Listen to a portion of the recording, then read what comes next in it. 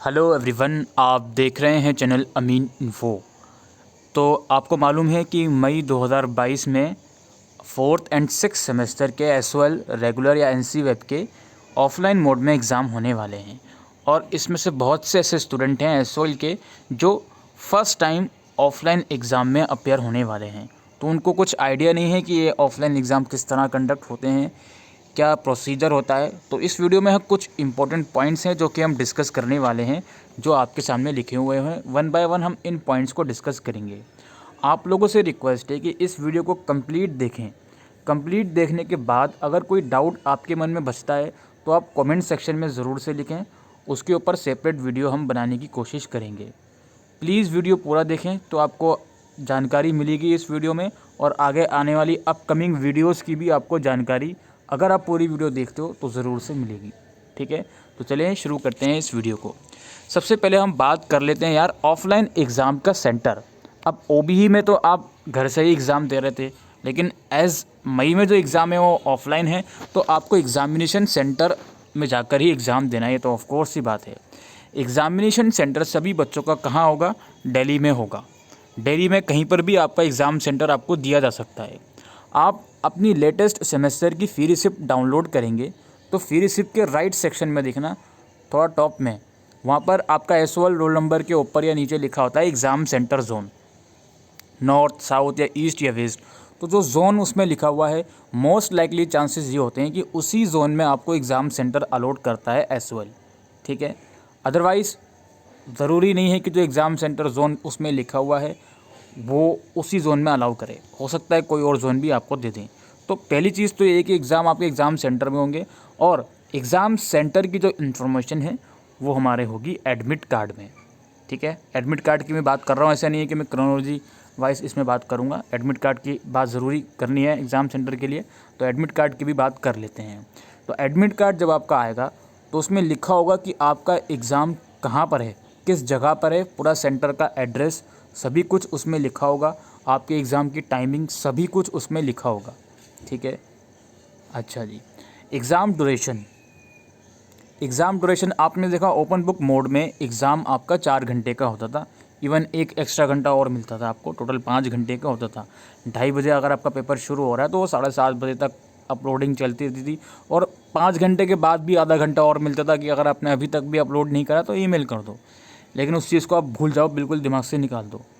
Offline exam में जो duration होती है वो 3 घंटे की होती है, तो आपको 3 घंटे मिलेंगे अपने एग्ज़ाम को कंप्लीट करने के लिए। ठीक है जी, तो टोटल 3 आवर्स आपको मिलेंगे। इन 3 घंटों में आपको अपना एग्ज़ाम देना है। ठीक है, आपको एग्ज़ामिनेशन सेंटर में अपना जो भी मटेरियल है, ज्योमेट्रिकल मटेरियल, पेन पेंसिल वगैरह, वो सब चीज़ें आप ले जा सकते हो। मोबाइल फ़ोन एग्ज़ाम सेंटर में अलाउ नहीं होते हैं, इस चीज़ का ध्यान रखें। या तो आपसे मोबाइल फ़ोन एग्ज़ाम सेंटर के बाहर ही रखवा लिया जाएगा, या फिर हो सकता है इन्विजिलेटर जो कि एग्ज़ामिनेशन हॉल में होते हैं, जो टीचर्स की टेबल होती है, वहाँ पर आपको स्पेस दे दी जाए कि यहाँ पर अपना फ़ोन रख लीजिए। तो बेटर है कि कोशिश करें कि एग्ज़ाम सेंटर में, ऑफ कोर्स की बात है कि यार मोबाइल एक ऐसी चीज़ है जिसको आप नहीं छोड़ सकते, लेकिन कोशिश करें कि घर में कोई छोटा फ़ोन हो वो लेकर जाएँ। ठीक है, और आई होप आप समझ रहे हो कि मैं क्यों ऐसी बात बोल रहा हूँ। तो एडमिट कार्ड आपका कब आएगा? जनरली ओबीई एग्ज़ाम में हम ये देखते हैं कि एग्ज़ाम से 2 से 3 दिन पहले एडमिट कार्ड आ रहा है।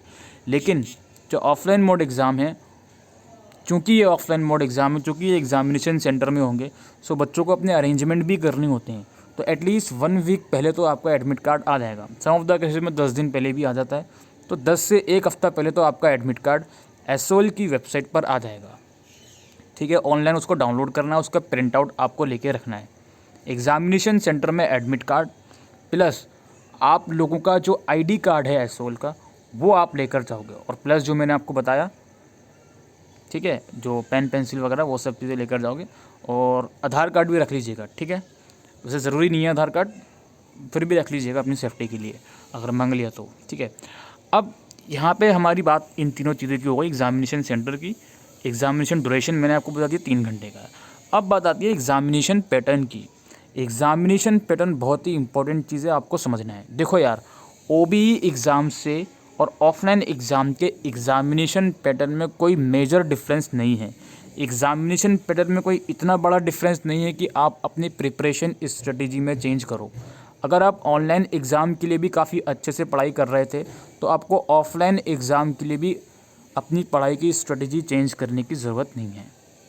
आपने जनरली देखा होगा ऑनलाइन एग्ज़ाम में आपको 6 क्वेश्चन पेपर में दिए हुए हैं, जिसमें से आपको 4 करने होते थे और कुछ सब्जेक्ट में, सारे नहीं, कुछ सब्जेक्ट में 3 करने होते थे। लेकिन जो ऑफलाइन एग्ज़ामिनेशन का पैटर्न होगा वो एग्जैक्ट पैटर्न तो मैं आपको नहीं बताऊंगा, बिकॉज सब्जेक्ट वाइज पैटर्न में चेंजेस आ जाते हैं। लेकिन जो जनरल पैटर्न होता है DU के ऑफलाइन एग्ज़ाम में, वो 8 क्वेश्चंस टोटल देते हैं, जिसमें से 5 आपको करने होते हैं। लेकिन कुछ ऐसे सब्जेक्ट भी होते हैं जिसमें से 8 क्वेश्चन आपको देते हैं और 4 आपको करने होंगे। ठीक है, कुछ सब्जेक्ट ऐसे होते हैं लाइक पॉलिटिकल साइंस या हिस्ट्री सब्जेक्ट में ऐसा देखा गया है। अच्छा, एग्ज़ामिनेशन पैटर्न की ही हम बात कर रहे हैं। कुछ सब्जेक्ट ऐसे भी होते हैं दोस्तों जिसमें एग्ज़ामिनेशन पैटर्न में टोटल आपको 5 क्वेश्चन ही आएंगे, आपको करने सारे होंगे। अब आप बोलोगे सर इसमें तो ऑप्शन ही नहीं दिया, अगर ऐसा पैटर्न आ गया तो ऑप्शन है। हर एक क्वेश्चन में इंटरनल चॉइस होगी आपकी, ठीक है, लाइक 1 से लेके 5 तक क्वेश्चन है, हर एक क्वेश्चन में इंटरनल चॉइस होगी कि आपकी मर्ज़ी है कि आप सपोज़ करो क्वेश्चन नंबर 1 है, इसको मैं यहाँ पर लिख देता हूँ। क्वेश्चन नंबर 1 है, इसके आगे क्वेश्चन लिखा हुआ है और करके दूसरा क्वेश्चन लिखा हुआ है, तो आपकी मर्ज़ी आप ये वाला करो या ये वाला करो, ठीक है। ऐसा भी हो सकता है। 5 क्वेश्चन होंगे, 15 मार्क्स का एक क्वेश्चन, 75 मार्क्स का ही आपका पेपर आएगा, नो मैटर व्हाट, ठीक है। अच्छा, एग्ज़ामिनेशन पैटर्न में ऐसा भी हो सकता है कि 5 क्वेश्चन तो आपके आ रहे हैं और एज आई सेड कि हर एक क्वेश्चन में इंटरनल चॉइस होगी, लेकिन 15 मार्क्स का अगर क्वेश्चन है तो क्वेश्चन को डिवाइड कर देते हैं ए पार्ट में और बी पार्ट में। ए पार्ट 7 मार्क्स का हो गया, बी पार्ट 8 मार्क्स का हो गया, समझ गया। तो ऐसा भी हो सकता है। मेनली जो चीज़ें होती हैं कॉमर्स सब्जेक्ट्स में होती हैं और BA प्रोग्राम में इकोनॉमिक्स वगैरह में ये चीज़ होती है, ठीक है। क्वेश्चन 5 ही हैं, हर एक क्वेश्चन में इंटरनल चॉइस भी है, लेकिन वो 2 पार्ट में है। लाइक फॉर एग्जांपल, इसको हम दोबारा से पेंसिल का यूज़ करते हैं। एक क्वेश्चन लिखा हुआ है, इसके ए पार्ट है और बी पार्ट है, और करके जो ऑप्शन में क्वेश्चन दिया हुआ है उसका भी ए पार्ट है और बी पार्ट है। आपको या तो ये दोनों पार्ट करने हैं या तो ये दोनों पार्ट करने हैं। आई होप आप समझ रहे हो। और एग्ज़ामिनेशन पैटर्न की ही बात चल रही है, तो आगे आने वाले टाइम में मैं कोशिश करूँगा जो आपके सब्जेक्ट हैं, सब्जेक्ट वाइज जो उस पर्टिकुलर सब्जेक्ट का जो पैटर्न होता है वो किस तरह का होता है, कोर्सेज़ वाइज, वो मैं आपको वीडियो के थ्रू इन्फॉर्म करने की कोशिश करूँगा। इसके बाद जो हमारा लास्ट कंसर्न है एग्ज़ाम एक्टिविटी। अब एग्ज़ाम एक्टिविटी मैंने क्यों लिखा है यहाँ पे, ऑनलाइन एग्ज़ाम में आप लोग देखते थे कि यार एग्ज़ाम से पहले OBE का रजिस्ट्रेशन करना होता था, बिकॉज पोर्टल में एग्ज़ाम होता था तो ID और पासवर्ड के थ्रू लॉगिन करके वो सब चीज़ें आपको करनी पड़ती थी। लेकिन इन एग्ज़ाम में कोई एक्टिविटी नहीं है। ऑफलाइन एग्ज़ाम के अंदर कुछ नहीं करना आपको। आपने एडमिशन लिया हुआ है 4th सेमेस्टर में, तो 3rd सेमेस्टर के साथ ही हो गया था। 6th सेमेस्टर में जल्द आप एडमिशन लोगे, बस एडमिशन ले लिया आपने, दैट्स इट। इसके बाद जस्ट आपको अपने एडमिट कार्ड का वेट करना है, ठीक है, और इसकी प्रिंट आउट लेना है एडमिट कार्ड की, और अपना जो भी ID कार्ड है SOL का, प्लस अपना मटेरियल लेके। शीट्स आपको नहीं ले जानी, शीट्स आपको एग्ज़ामिनेशन सेंटर से ही मिलेंगी, अपनी शीट्स आपको नहीं ले जानी है, ठीक है। और कोई आपको रजिस्ट्रेशन वगैरह कुछ भी फॉर्म वगैरह एक्स्ट्रा कुछ भी फॉर्म आपको भरने की ज़रूरत नहीं है, सिवाय इन दोनों के। ये तो फॉर्म भर ही दिया आपने, इस 6 सेमेस्टर वाले का फॉर्म जल्द ही निकल जाएगा, ठीक है। तो यही सब था दोस्तों ऑफलाइन एग्ज़ाम में। और मैं फिर से ये कहूँगा कि बिल्कुल भी डरने की ज़रूरत नहीं है ऑफलाइन एग्ज़ाम से, ठीक है। ये देखा जाता है कि कुछ बच्चों के ऑफलाइन एग्ज़ाम में मार्क्स अच्छे आते हैं, ऑनलाइन में अच्छे नहीं आते। आप लोग खुद भी ये समझिए।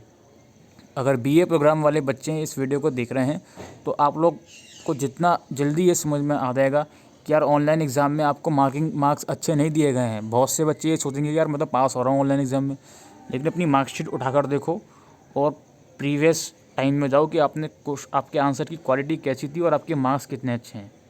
क्या क्वालिटी के बेसिस पर आपको मार्क्स दिए गए हैं ऑनलाइन एग्ज़ाम में या नहीं, ज़रा इस बात को भी सोचना, ठीक है।